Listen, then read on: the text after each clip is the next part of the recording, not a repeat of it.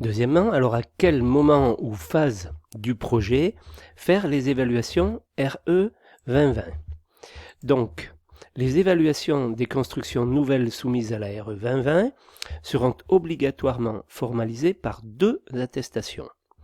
Une en phase permis de construire et une en phase achèvement des travaux. Au-delà de ces obligations, qui seront précisées ultérieurement, il est utile d'anticiper les évaluations et de bien faire communiquer les différents concepteurs de manière à concevoir un projet capable de respecter les exigences de la RE 2020 et donc de ne pas attendre le début du chantier pour se poser la question du respect de ces exigences. Donc, le périmètre d'évaluation, troisièmement, périmètre à prendre en compte, bâtiment ou parcelle. Le périmètre retenu pour l'évaluation énergétique et environnementale est celui du permis de construire. L'évaluation est donc réalisée au niveau du bâtiment et de la parcelle. L'évaluation énergétique considère les consommations de chauffage, refroidissement, eau chaude sanitaire, ventilation, éclairage et leurs auxiliaires des bâtiments et de leur parking.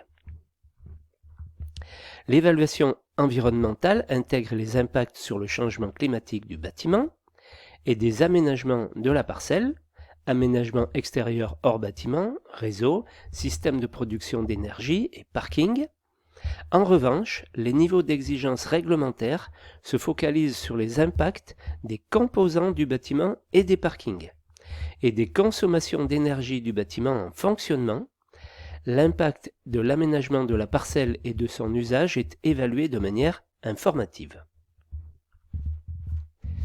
L'évaluation peut porter sur plusieurs bâtiments si ceux-ci font l'objet d'un permis de construire unique, mais les niveaux d'exigence doivent être respectés pour chaque bâtiment individuellement.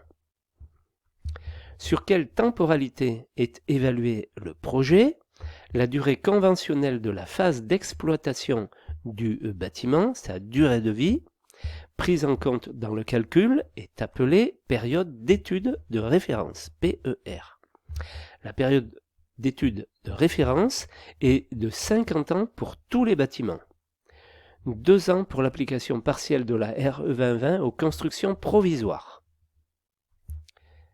Donc, surface de référence, la surface de référence pour les indicateurs énergie et carbone, et la surface habitable, la CHAB pour le résidentiel, la surface utile, SU, pour les autres cas.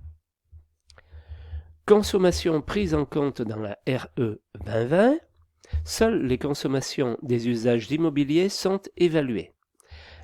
Les consommations des 5 usages réglementés déjà présents dans la RT 2012, soit la consommation d'énergie, de chauffage, de refroidissement, d'eau chaude sanitaire, d'éclairage, de ventilation et d'auxiliaires, auxquelles sont ajoutées les consommations suivantes: la consommation d'électricité nécessaire au déplacement des occupants à l'intérieur du bâtiment s'il y en a, ascenseur et ou escalator, la consommation d'électricité pour les parkings des systèmes suivants, système d'éclairage et ou de ventilation s'il y en a, la consommation d'électricité des circulations en logement collectif pour l'éclairage, auxquelles sont ajoutées les consommations suivantes. Oui, alors ça, excusez-moi, c'est une diapo en double, voilà. Donc, on a, vous verrez ce logo, parfois avec la RE 2020, qui concerne toutes les consommations qui sont prises en compte dans cette réglementation. Voilà. Dans le cadre de la RE 2020, ces consommations sont calculées par la méthode réglementaire THBCE 2020. Alors, en ce qui concerne les équipements mobiliers, la RE 2020 caractérise les équipements mobiliers par des valeurs d'apport interne de chaleur, avec un scénario de répartition horaire suivant les usages.